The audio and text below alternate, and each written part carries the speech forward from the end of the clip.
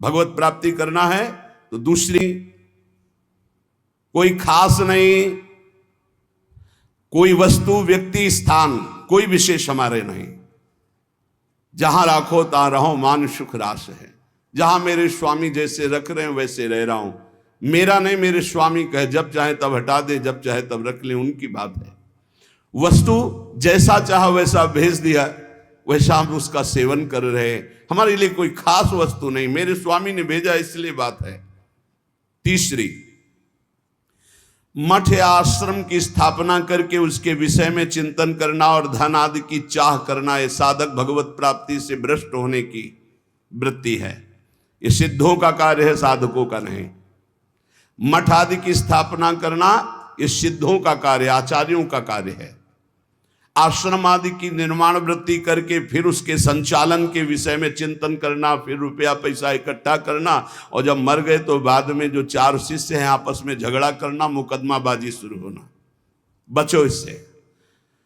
जैसे बने बनाए मंदिर हैं, बने बनाए जगह हैं, हमको वास मिल रहा है, वास कर रहे, हटा दिए जाएंगे, फिर फुटपाथ में बैठ जाएंगे, पर हमारा कोई चिंतन चुरा ले, ऐसा नहीं।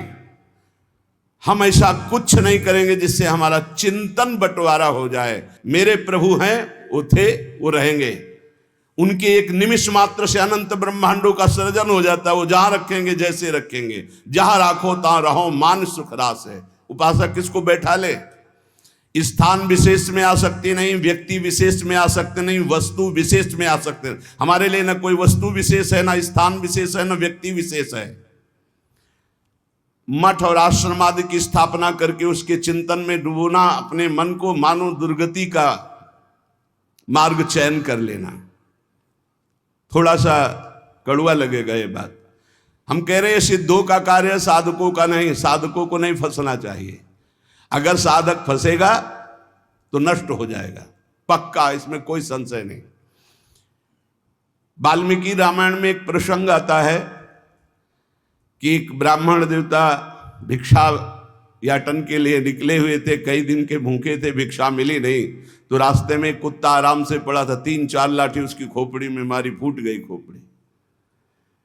उस समय राजाधिराज चक्रवर्ती महाराज अनंत कोटि ब्रह्मांडों के स्वामी भगवान श्री राम सिंहासन पर विराजमान थे। दरवाजे से आवाज मारी।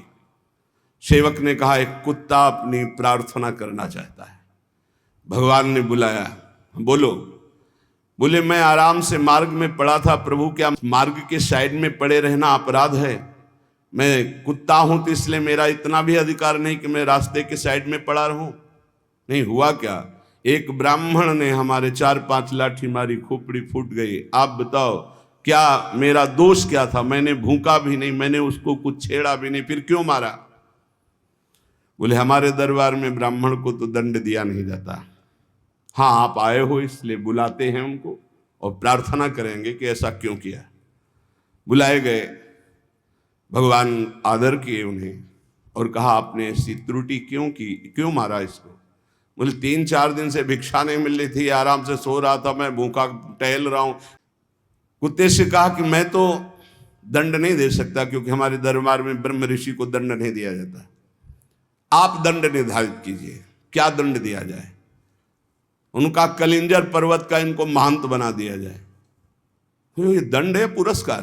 जिसको मांगने से भी भिक्षा नहीं मिलती, वो कलिंजर पर्वत के बहुत बड़े आश्रम का महंत बन जाएगा आगे चलकर, तो ये तो पुरस्कार मिला, ये तो दंड थोड़ी। बोले नहीं प्रभु, मैं मानते ही हूं, पूर्व का मैं मानते ही हूं, जो कुत्ता बना हूं, ये जब कुत्ता बनेगा ना तब इसको समझ में आएगा। सीधे कुत्ता ना कह करके इसको हमने, अगर साधक के, ये सिद्धों का खेल है, जो स्वात्मानंद में मगन है वो पूरा साम्राज्य चला सकते हैं, लेकिन जो साधक है अगर इस प्रपंच में फंसा तो मारा जाएगा। जब तक भगवत साक्षात्कार ना हो तब तक होश में मठ और आश्रम आदि की स्थापना करके उसके चलाने की चिंता करना, ये सब बिल्कुल परमार्थ से भ्रष्ट कर देने की बात है।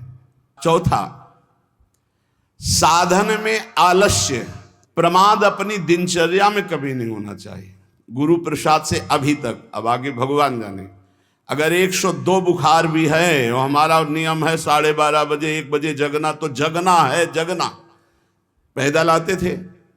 अब ठीक उसी समय राउंड लगा के अपनी दिनचर्या है, अपनी दिनचर्या में 1 मिनट का फर्क नहीं। अब तो आराम से सो सकते हैं, नहीं, आराम कहाँ, जब तक शरीर में श्वास है आराम नहीं।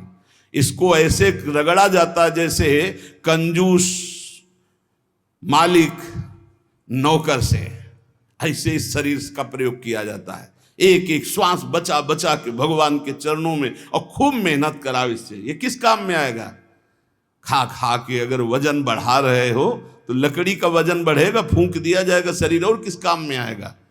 न उठने में सुविधा, न दिनचर्या में सुविधा। जब शरीर बढ़ जाता है ना, अरे थोड़ा कम खाओ, खूब इसको व्यायाम प्राणायाम और अपनी दिनचर्या मेहनत करो, खूब नाम जप करो, भजन करो, इसके लिए मिला है।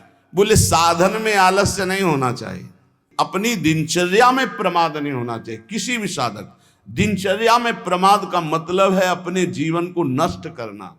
ये नींद अच्छा है यार, राधा राधा रटना अच्छा है, हम कहते थोड़ा सो लो। नींद में केवल सुख जो मिलता है वो 5-6 घंटे संसार का चिंतन छूट गया, इस बात का है। तो तुम बैठे बैठे जागृत में यदि ऐसा अभ्यास बना लो, उसे समाधि कहते हैं। न जागृत है, न स्वप्न है, न सुषुप्ति है, भगवदाकार वृत्ति है। इसी के लिए तो हमारा मानव जीवन हुआ है। साधक अपनी साधना में प्रमाद न करे। कभी 3 बजे, कभी 4 बजे, कभी 5:30 बजे, कभी 2 बजे, ऐसी दिनचर्या ने, एक राइट दिनचर्या, 2-4-5 मिनट की बात अलग, पूरे जीवन आजीवन एक दिनचर्या चलनी चाहिए साधक की। फिर कर लेंगे प्रमाद, दीर्घ सूत्रता, ये नहीं होना चाहिए। 11 माला कहा है, आज 5 माला हुए, कोई कल 11 और 6, फिर कल जब 11 और 6 पूर्ति कर रहे तो 6 पूरे, 11 फिर आगे कर। धीरे धीरे नियम ही खत्म हो गया, खत्म।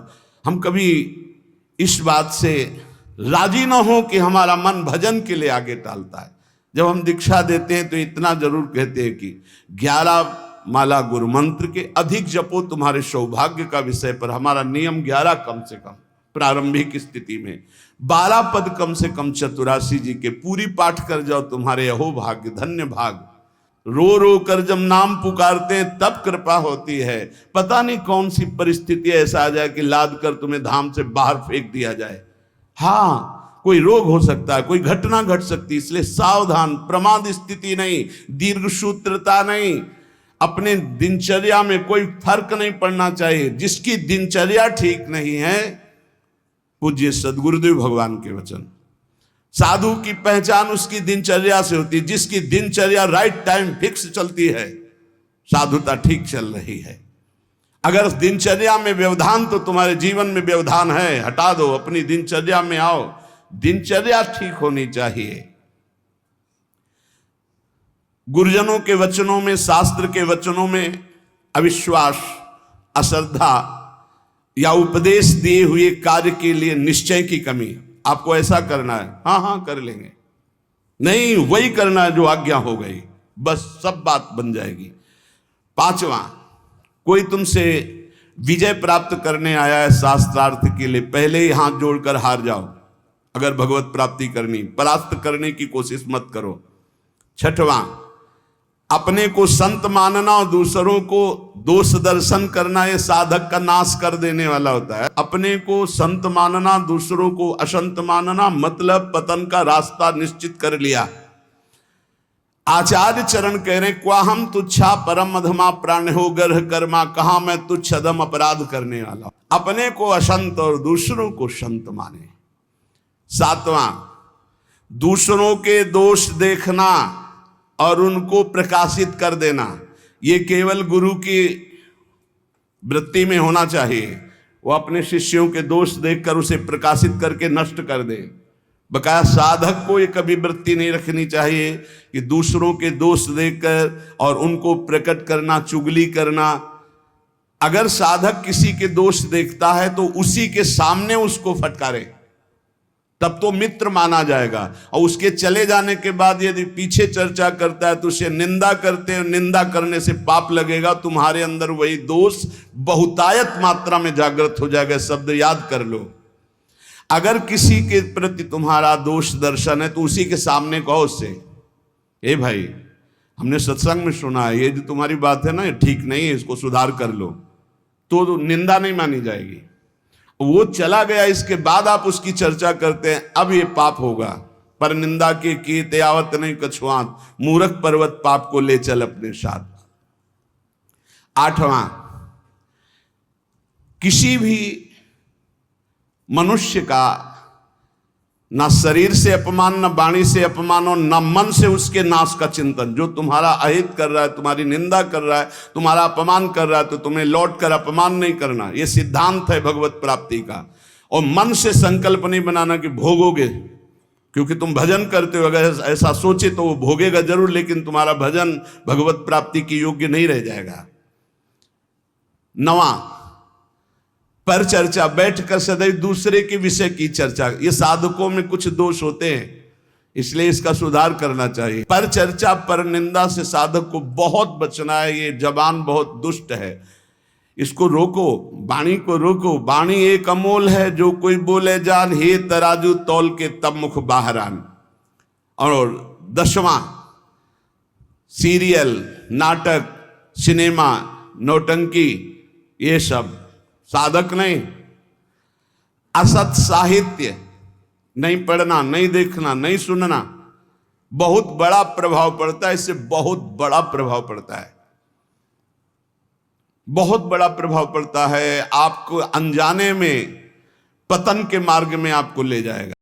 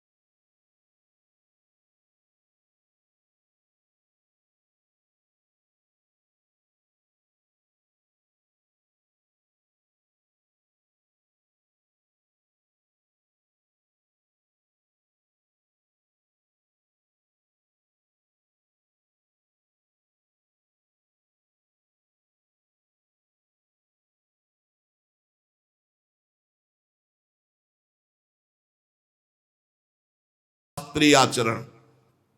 12वां, बड़ों के आने पर खड़े हो जाना चाहिए, नहीं तो प्राण शक्ति कमजोर होती है। अपने से पूज्य और बड़े जन आवे तो हाथ जोड़कर खड़े हो जाने से हमारी प्राण शक्ति मजबूत होती है।